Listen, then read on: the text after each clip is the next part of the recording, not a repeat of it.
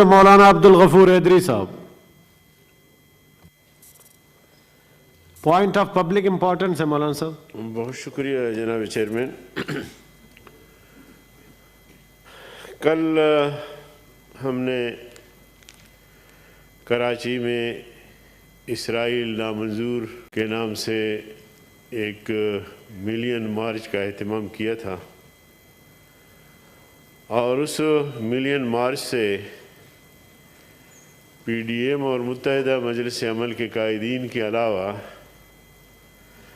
بیت المقدس کے امام اور خطیب شیخ اکرمہ نے بھی خطاب کیا ویڈیو لنک پر.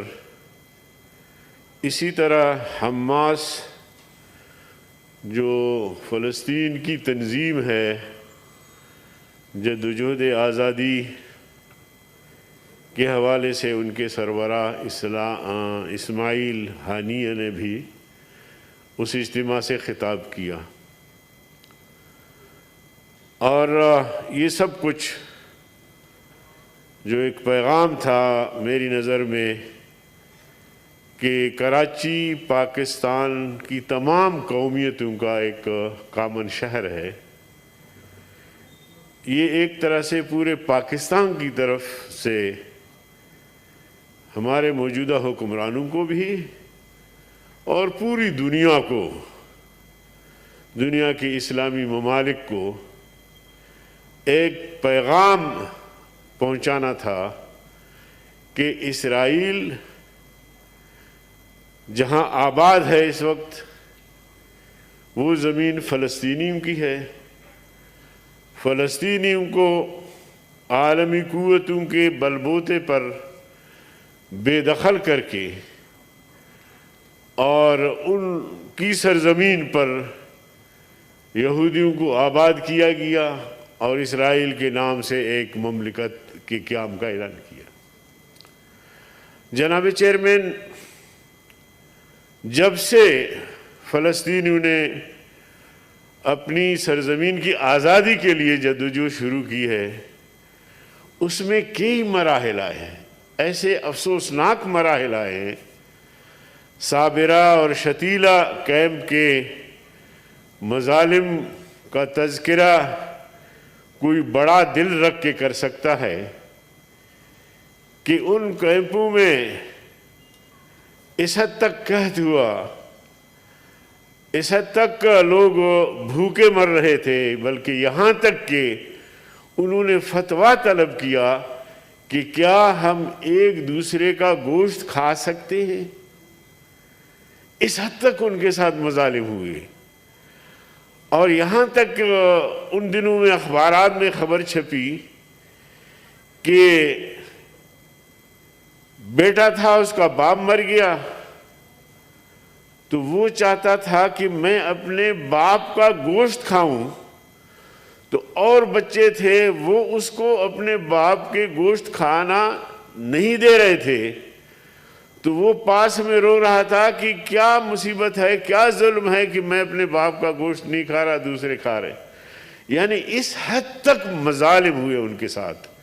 اور اس حوالے سے جمعیت علماء اسلام پاکستان نے ایک عظیم الشان ریلی، جو میں سمجھتا ہوں کہ پاکستان کا جو بنیادی موقف ہے، اصولی موقف ہے، قائد اعظم محمد علی جناح صاحب کا رحمہ اللہ، اور اسی طرح علامہ اقبال کا، اور جو بھی پاکستان کی بڑی شخصیات ہیں یا پارٹیوں کے سربراہ ہیں، سب کا موقف. اور کل بھی تمام جماعتیں اس پروگرام میں شریک تھیں. کاش اس کو میڈیا پہ بہت وسیع پیمانے پر کوریج دیا جاتا، مگر نہ معلوم اسرائیل کے کہنے پر، امریکہ کے کہنے پر ہمارے اس پروگرام کو ڈراپ کیا گیا، کسی بھی ٹی وی چینل پر اس کو چلنے نہیں دیا گیا. تو کیا میں پوچھ سکتا ہوں جناب چیئرمین، آپ کو بھی افسوس ہوا ہوگا کہ مسلمانوں کے ساتھ اگر اس طرح مظالم ہوتے ہیں اور ان کے حق میں اگر ہم آواز بلند کرتے ہیں تو وہ آواز بھی دبائی جاتی ہے، اور پاکستان کا میڈیا اور میں سمجھتا ہوں کہ میڈیا کا اس میں کوئی قصور نہیں ہے. میڈیا کے وہ اینکر پرسن جو ضمیر فروش ہیں اور جنہوں نے اپنا ضمیر بیچا ہے کسی کے ہاتھوں، وہ الگ چیز ہے. لیکن میڈیا بالکل بھی ایسا نہیں ہے. میڈیا پہ دباؤ ڈالا جا رہا ہے. میڈیا کو زبردستی جو ہے وہ ان کو جبر کا نشانہ بنایا جا رہا ہے کہ آپ ضمیر کے مطابق کوئی خبر نہ چلائیں. تو جناب والا ایوان بالا ہے اور آپ ایک بہت بڑے منصب پر اس وقت تشریف فرما ہے. میں اس ضمن میں آپ کی خدمت میں اتنی درخواست کر سکتا ہوں کہ میڈیا جس طرح حکومت کو کوریج دے رہی ہے، اس کا اگر کوئی 10% بھی اپوزیشن کو، ابھی آپ دیکھیں ایسے ضمیر فروش جن کو آپ بھی جانتے ہیں، جن کو خود عمران نے کہا کہ میں اپنی حکومت میں آپ کو چپراسی بھی نہیں رکھوں گا، بدقسمتی سے ایسے آدمی کو انہوں نے وزیر داخلہ بنا دیا. اب وزیر داخلہ کا کام حکومت کی دفاع نہیں ہوتی ہے، وہ ملک کی دفاع ہوتی ہے، ریاست کی دفاع ہوتی ہے. اندرونی ملک ریاست کے امن امان اس کی ذمہ داری ہے. روزانہ میرے خیال میں 10 گھنٹے اس کے ٹی وی چینلز کے لیے ہیں، اور ایک ایک جملہ جتنا بھی وہ بولتا ہے، ایک ایک جملہ ان کا جو ہے ٹی وی چینل ان پہ چلتا ہے. لیکن اگر میں کتاب کھول کے قرآن بھی تلاوت کروں تو وہ ٹی وی چینل پہ نہیں آتا. تو کیا یہ جمہوریت ہے؟ کیا یہ آئین کی پاسداری ہے؟ کیا یہ آئین پہ عمل درآمد ہو رہا ہے؟ تو جناب چیئرمین، میں آپ کے توسط سے تھینک یو مولانا صاحب. بس ایک